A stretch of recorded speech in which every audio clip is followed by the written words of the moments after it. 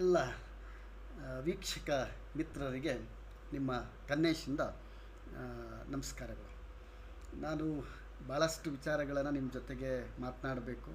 ಮಾತೇ ಕತೆ ಒಲೆದಂತೆ ಹಾಡುವೆ ಮರೆಯುವ ಮುನ್ನ, ಹೀಗೆ ನಮ್ಮ ಅನುಭವ, ಆಮೇಲೆ ನಮಗೆ ಬಹುದಾಗಿರುವಂಥ ಕೆಲವು ಸನ್ನಿವೇಶಗಳು, ಆಮೇಲೆ ಇದರಿಂದ ಏನಾದರೂ ಕೆಲವು ಪ್ರಮಾಣದಲ್ಲಿ ಹೊಸ ಪೀಳಿಗೆಗೆ ಅಥವಾ ನಮ್ಮ ಸಮಾಜಕ್ಕೆ ಏನಾದರೂ ಅನುಕೂಲಕರ ಆಗಬಹುದೇ ಅನ್ನುವಂಥ ಒಂದು ನಿರೀಕ್ಷೆಯಿಂದ ಈ ಎಲ್ಲ ಪ್ರಯತ್ನಗಳನ್ನು ಮಾಡ್ತಾಯಿದ್ದೀನಿ. ಸ್ನೇಹಿತರೆ, ನಿಮಗೆಲ್ಲರಿಗೂ ಗೊತ್ತಿರೋ ಹಾಗೆ ನಾನು ಹಿಂದೆ ಈ ರಾಜಕಾರಣಿಗಳು, ವಿಶೇಷವಾಗಿ MP ಈ ಬಗ್ಗೆ ಮಾತನಾಡಿದ್ದೆ. ನಿಮ್ಮ ರೆಸ್ಪಾನ್ಸು ಭಾಳ ಚೆನ್ನಾಗಿ ಬಂದಿತ್ತು.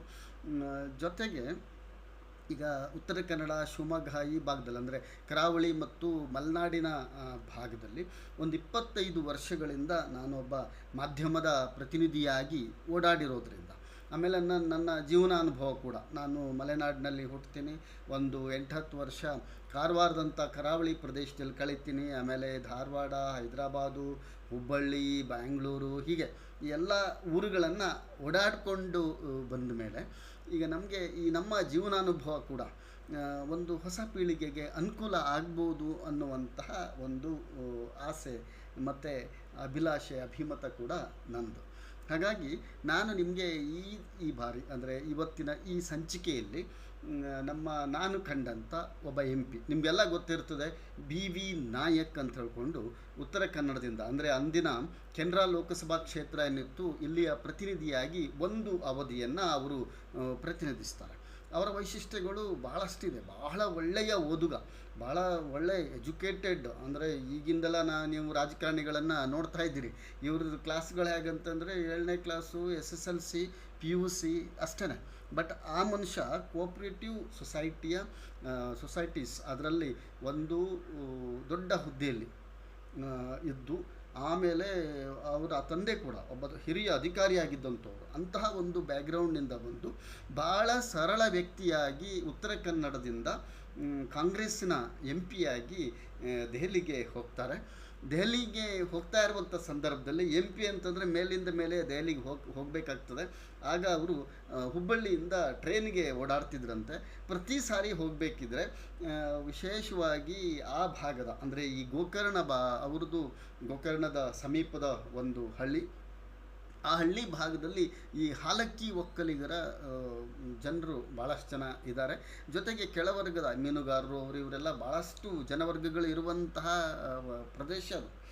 ಆ ಪ್ರದೇಶದ ಬೇರೆ ಬೇರೆ ವ್ಯಕ್ತಿಗಳನ್ನು ಅವರು ದೆಹಲಿಗೆ ಕರ್ಕೊಂಡು ಹೋಗ್ತಿದ್ರಂತೆ. ಒಂದು ಸಾರಿ ಅವರಿಗೆ ಇಂದಿರಾ ಗಾಂಧಿಯವರಿಗೆ ನಮ್ಮ ಜಿಲ್ಲೆಯ ಜನಜೀವನದ ಬಗ್ಗೆ ಹೇಳಬೇಕು ಅಂತ ಅನಿಸುತ್ತೆ. ಒಂದು ಕಚ್ಚೆಯನ್ನು ಉಟ್ಕೊಂಡು, ಅಂದರೆ ಈ ಪಂಚೆ ಉಡ್ತಾರಲ್ಲ, ಅದನ್ನು ಅರ್ಧಕ್ಕೆ ಮೊಟಕುಗೊಳಿಸಿ ಒಂದು ಸ್ವಲ್ಪ ಈ ನಮ್ಮ ಕೆಳಭಾಗದಲ್ಲಿ ನಮ್ಮ ತೊಡೆಗಳು ಮುಂಗಾಲಿನ ಮೇಲ್ಭಾಗ ಕಾಣೋ ಥರ ಲೋಕಸಭೆಗೆ ಹೋಗ್ತಾರವರು. ಆಗ ಇಂದಿರಾ ಗಾಂಧಿ ಕೇಳ್ತಾರಂತೆ, ಮಿಸ್ಟರ್ ನಾಯಕ್ ಏನಿದು ಅಂತ. ಇಲ್ಲ, ನಮ್ಮ ಕ್ಷೇತ್ರದಲ್ಲಿ ಭಾಳಷ್ಟು ಜನ ಇಂಥದ್ದೊಂದು ಉಡುಪನ್ನು ರೆಗ್ಯುಲರ್ ಆಗಿ ತೊಡ್ತಾ ಇದ್ದಾರೆ. ಸೊ ನಮ್ಮ ಜನಜೀವನದ ಬಗ್ಗೆ ನಿಮ್ಗೆ ಅರಿವಿಲ್ಲ. ನಾನು ಅವರ ಪ್ರತಿನಿಧಿ, ಮತ್ತು ಅವರಿಗೆ ಸಿಗಬೇಕಾಗಿರುವಂಥ ಸವಲತ್ತು ಅನುಕೂಲಗಳನ್ನು ಕೊಡಬೇಕು. ಹಾಗಾಗಿ ಅವರು ಹೇಗಿರ್ತಾರಂತ ತೋರಿಸ್ಲಿಕ್ಕೆ ನಾನು ಈ ವೇಷದಲ್ಲಿ ಬಂದಿದ್ದೀನಿ ಅಂತ ಹೇಳ್ಕೊಂಡು ಹೇಳ್ತಾರೆ. ಸೊ ಹೀಗೆ ಕಾಂಗ್ರೆಸ್ನಿಂದ ಆಯ್ಕೆಯಾಗಿ ಭಾಳ ಸರಳವಾಗಿ ಜನಸಾಮಾನ್ಯರ ಜೊತೆಗೆ ಇರ್ತಿದ್ದಂಥ BV ನಾಯಕ್ ಅವರು, ನಾವೆಲ್ಲ ನೋಡಿದ ಹಾಗೆ ಗೋಕರ್ಣ ಭಾಗದಲ್ಲಿ, ಹನೇಹಳ್ಳಿ ಅವ್ರದ್ದು ಊರು, ಗೋಕರ್ಣ ಭಾಗದಲ್ಲಿ ಆಫ್ಟರ್ ಅವರು MP ಅವಧಿ ಮುಗಿದ ನಂತರ ಒಂದು ಸೈಕಲ್ ಮೇಲೆ ಹಾಲನ್ನು ಮಾರ್ತಾಯಿದ್ರು. ನೀವು ಯೋಚನೆ ಮಾಡಿ, ಈಗ ಒಬ್ಬ ಗ್ರಾಮ ಪಂಚಾಯತ್ ಅಧ್ಯಕ್ಷ ಆಗಿಬಿಟ್ಟ ಅಂತಂದ್ರೆ ಆತನ ಪ್ರತಿಷ್ಠೆ ನೋಡಬೇಕು, ಆತನ ಸ್ಟೈಲನ್ನು ನೋಡಬೇಕು. ಆದರೆ ಈ BV ನಾಯಕ್ ಅನ್ನುವಂತಹ ಒಬ್ಬ ಸುಶಿಕ್ಷಿತ, ಸಮರ್ಥ, ಸರಳ ವ್ಯಕ್ತಿ ಸೈಕಲ್ ಮೇಲೆ ಪ್ರಯಾಣ ಮಾಡ್ತಾ ಮನೆಗೆ ಹಾಲನ್ನು ಹಂಚ್ತಾ, ಅಂದರೆ ತಾನು ಸಾಕಿರುವಂಥ ಆಕಳ ಎಮ್ಮೆಯ ಹಾಲನ್ನು ತಗೊಂಡೋಗಿ ಜನರಿಗೆ ಕೊಡ್ತಾ ಜನರ ಮಧ್ಯದಲ್ಲಿ ಒಬ್ಬವರಾಗಿ ಜೀವಿಸಿದರು. ಅವರು ನಮ್ಮ ಸ್ಥಳೀಯ ಪತ್ರಿಕೆಯೊಂದರಲ್ಲಿ ರೆಗ್ಯುಲರ್ ಅಂಕಣವನ್ನು ಬರೀತಿದ್ರು. ನಾನು ಅವರ ಅಂಕಣದ ಅಭಿಮಾನಿಯಾಗಿದ್ದೆ. ಯಾಕೆಂತಂದರೆ ಅವರಿಗೆ ಲೋಕಲ್ನಿಂದ ಗ್ಲೋಬಲ್ವರೆಗೆ, ನಮ್ಮ ಹಳ್ಳಿಗಾಡಿನಿಂದ ಇಂಟರ್ನ್ಯಾಷನಲ್ ವಿಚಾರಗಳು ಯಾವುದು ಬರ್ತಾ ಇಲ್ಲ ಅಂತಿಲ್ಲ. ಅಷ್ಟು ಅಧ್ಯಯನಶೀಲತೆ, ಅಷ್ಟು ಸಮರ್ಥರು. ಈಗೆಲ್ಲ ಇಂಟರ್ನೆಟ್ ಕಾಲ, AI ಬಂದಿದೆ, ಈಗಷ್ಟು ಕಷ್ಟ ಅಲ್ಲ. ನಾನು ಮಾತಾಡ್ತಾ ಇರೋದು ಅಬೌಟ್ ಒಂದು 20 years, more than 20 years back. ಅವತ್ತು ಯಾವ ಅನುಕೂಲತೆಗಳು ಇದ್ದಿಲ್ಲ. ಅಂಥ ಕಾಲದಲ್ಲಿ ಅವರು ಸ್ಥಳೀಯದಿಂದ ಶುರುವಾಗಿ ಅಂತಾರಾಷ್ಟ್ರೀಯ ವಿಚಾರಗಳನ್ನೆಲ್ಲ ಮಾತನಾಡ್ತಾ ಬರೀತಾ ಎಷ್ಟು ಸರಳವಾಗಿ ಬದುಕಲಿಕ್ಕೆ ಸಾಧ್ಯ ಇದೆಯೋ ಅಷ್ಟು ಸರಳವಾಗಿ ಬದುಕ್ತಾ ಇದ್ದರು. ನಾನು ಅವರ ಈ ಸರಳತೆ, ಅವರ ವೈಚಾರಿಕತೆ, ಅವರ ಬರವಣಿಗೆ ಇವನ್ನೆಲ್ಲ ನೋಡಿಕೊಂಡು ಮೇಲಿನ ಮೇಲೆ ಅವರನ್ನು ಭೇಟಿ ಮಾಡ್ತಿದ್ದೆ. ಯಾಕಂದರೆ ನನ್ನ ಓಡಾಟ ನಮ್ಮ ಸಿರ್ಸಿ ಸಿದ್ದಾಪುರದಿಂದ ಶುರುವಾಗಿ ಕಾರವಾರಕ್ಕೆ ರೆಗ್ಯುಲರ್ ಓಡಾಡ್ತಾ ಇರೋದರಿಂದ ಮಾರ್ಗ ಮಧ್ಯದಲ್ಲಿ ನಾನು ನನ್ನ ವಾಹನದ ಜೊತೆಗೆ ಅವ್ರ ಮನೆಗೆ ಹೋಗಿ ಒಂದು ಟೀನೋ ಕಾಫಿನೋ ಕುಡಿದು ಅವ್ರ ಜೊತೆಗೆ ಸ್ವಲ್ಪ ಹೊತ್ತು ಚರ್ಚೆ ಮಾಡಿ ಮುಂದುವರಿತಿದ್ದೆ. ಸೊ ಅವ್ರಿಗೆ ಕೂಡ ಭಾಳ ಖುಷಿ. ನಮ್ಮ ಥರ ಹೊಸ ಯುವಕರು ಅವರನ್ನು ಭೇಟಿ ಆದರೆ, ಕೆಲವು ವಿಚಾರಗಳನ್ನು ಕೇಳಿದರೆ ಬಹಳ ಖುಷಿಯಿಂದ ಮಾತನಾಡ್ತಾಯಿದ್ರು. ಸೊ ಅವ್ರ ಮನೇಲಿ ಒಂದು ಮಾವಿನ ಮರ ಇತ್ತು. ಆ ಮಾವಿನ ಮರದ, ಬೇಸಿಗೆಯಲ್ಲಿ ವಿಪರೀತ ಸೆಕೆ ಇರುತ್ತೆ, ಆ ಸಮಯದಲ್ಲಿ ಒಂದು ಮಾವಿನ ಮರದ ಕೆಳಗೆ ಒಂದು ಚೇರನ್ನು ಹಾಕೊಂಡು ಕೂತಿದ್ರು. ಅವ್ರು ಹೇಳ್ತಿದ್ರು, ನೋಡಿ ನಾನು ಇಲ್ಲಿ ಕೂತಿದ್ದೀನಿ, ಮುಂದೆ ನನ್ನ ಅಸ್ತಿತ್ವ ಮುಗಿದ ನಂತರ ನನ್ನನ್ನು ಇಲ್ಲೇ ಹೂಳ್ತಾರೆ, ನಾನು ಸದಾ ಇಲ್ಲಿರ್ತೀನಿ ಅಂತ ಹೇಳ್ಕೊಂಡು ತಮಾಷೆ ಮಾಡ್ತಿದ್ರು. ಮತ್ತು ಅವ್ರ ಮರಣಾನಂತರ ಅವರಿಗೆ ಅಲ್ಲೇ ಕೂತು ಅವರ ಅಂತ್ಯ ಸಂಸ್ಕಾರವನ್ನೆಲ್ಲ ಮಾಡಿ ಈಗ ಆ ಜಾಗದಲ್ಲಿ ಅವರು ಇರೋ ಥರ ಅವ್ರ ಕುಟುಂಬ ವರ್ಗ ಮಾಡಿದ.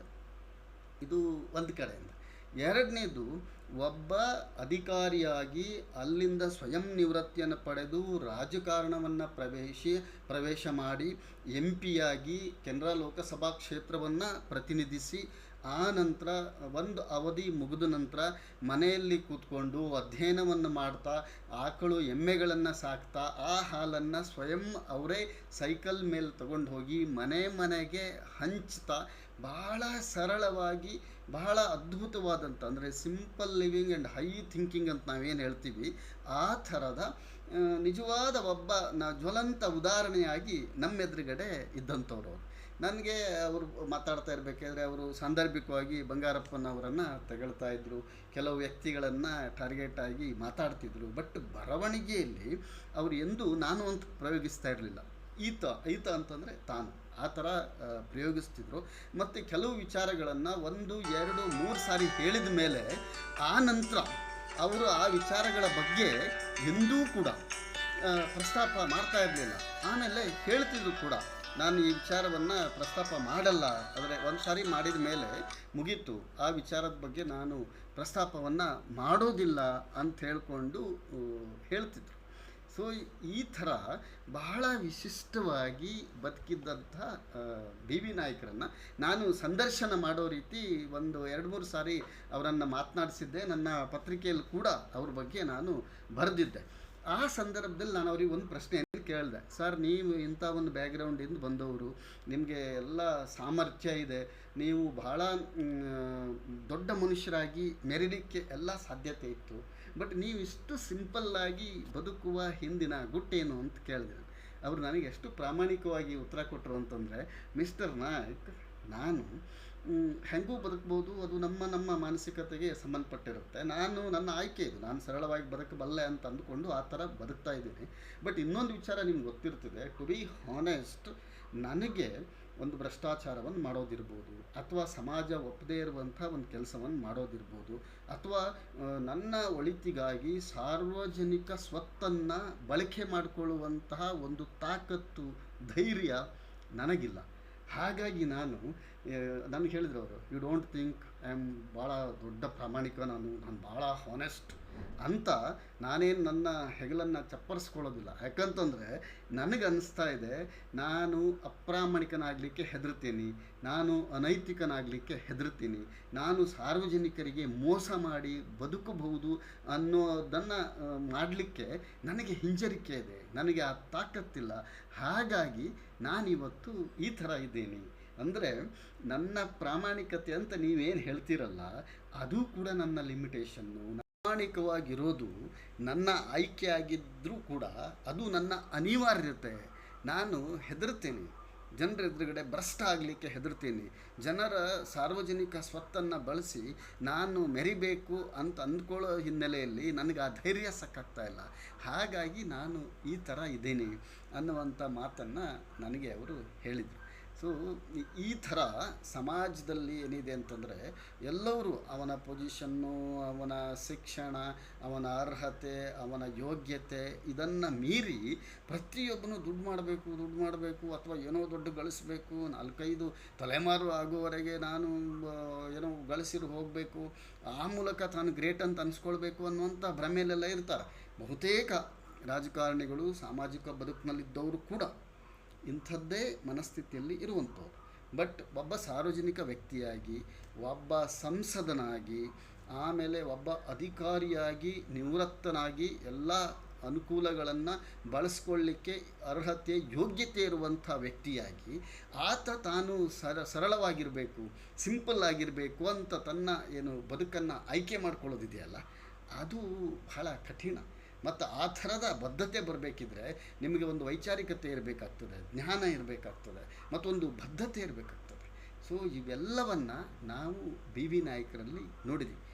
ಅವ್ರ ಬಗ್ಗೆ ಇರುವಂಥ ಟೀಕೆಗಳು, ಅವರ ವ್ಯಕ್ತಿತ್ವದ ಬಗ್ಗೆ ಕೆಲವೊಬ್ಬರು ಅಂದ್ಕೊಂಡಿರ್ಬೋದಾದಂಥ ರೀತಿ ನೀತಿಗಳು ಅಥವಾ ಅವರ ಅಭಿಪ್ರಾಯಗಳು ಅವು ಬೇರೆ.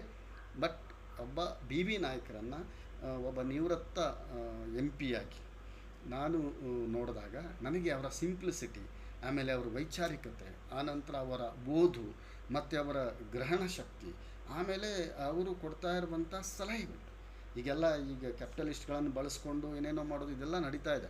ಅವರು ಅವತ್ತು ಸಲಹೆ ಕೊಟ್ಟಿದ್ರು. ನಮ್ಮ ಬಿಲ್ ಗೇಟ್ಸ್ನಂಥವ್ರನ್ನು ಕೂಡ ನಮ್ಮ ದೇಶದವರು ಸರಿಯಾಗಿ ಬಳಸ್ಕೊಂಡು ಅದನ್ನು ಸಾರ್ವಜನಿಕ ಒಳಿತಿಗೆ ಅವರ ಇದನ್ನು ನೆರವನ್ನು ತಗೊಂಡು ಸಾರ್ವಜನಿಕರಿಗೆ ಒಳ್ಳೆಯ ಕೆಲಸ ಮಾಡೋದ್ರಲ್ಲಿ ತಪ್ಪೇನಿದೆ ಅಂತ ಹೇಳ್ಕೊಂಡು ಒಂದು ಕಡೆ ಬರೆದಿದ್ರು. ಸೊ ಹೀಗೆ ಒಂದು ಸಾಮಾಜಿಕವಾಗಿ ಯೋಚನೆ ಮಾಡುವಂಥದ್ದು, ಎರಡನೇದು ಸಾರ್ವಜನಿಕ ಹಿತದ ಬಗ್ಗೆ ನಾವು ಬದ್ಧತೆಯಿಂದ ನಡ್ಕೊಳ್ಳುವಂಥದ್ದು, ಇವೆಲ್ಲ ಇದಾವಲ್ಲ, ಇವುಗಳನ್ನು ನಾವು ಯಾರಿಗೂ ಹೇಳಿ ಮಾಡಿಸ್ಲಿಕ್ಕಾಗಲ್ಲ. ಅದೊಂದು ಕಮಿಟ್ಮೆಂಟ್, ಅವರಿಗೆ ಅದು ರೂಢಿಯಾಗಿ ಬರಬೇಕಾಗ್ತದೆ. ಇದನ್ನು ಈ ಕಾಲದಲ್ಲೂ ಕೂಡ ನಾವು ನಿರೀಕ್ಷಿಸ್ಬೋದೇ, ಅಪೇಕ್ಷಿಸ್ಬೋದೇ ಅನ್ನುವಂತಹ ಒಂದು ಪ್ರಶ್ನೆಯನ್ನು ಇಡ್ತಾ ನಾನು ಇವತ್ತಿನ ನನ್ನ ಈ ಮಾತುಕತೆಯನ್ನು ಮುಗಿಸ್ತಾ ಇದ್ದೀನಿ. ಧನ್ಯವಾದಗಳು. ಸಿಗ್ತಾ ಇರೋಣ ಮತ್ತೆ ನನ್ನ ಮಾತುಕತೆಯ ಮೂಲಕ.